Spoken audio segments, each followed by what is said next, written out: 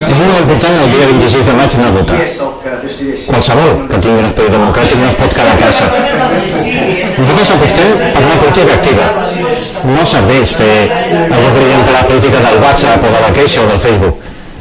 L'important és que el dia 26 de maig anem a votar. Amb independència de qui votem.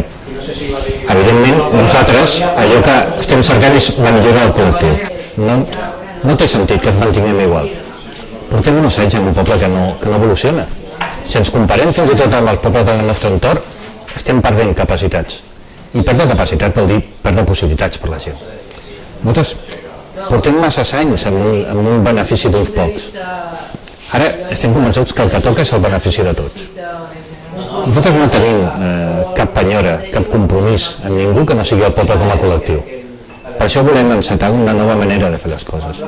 El canvi radica no només en allò que volem fer, sinó en com ho volem fer. Mira, aquest poble és meravellós i té moltíssimes coses per fer. Si repassem projectes de passat, en els últims 20 anys, quin projecte hem tirat endavant? Quants projectes hem vist que han passat pel nostre poble? Quantes oportunitats hem perdut? Això ho hem de canviar. Aquest és el canvi.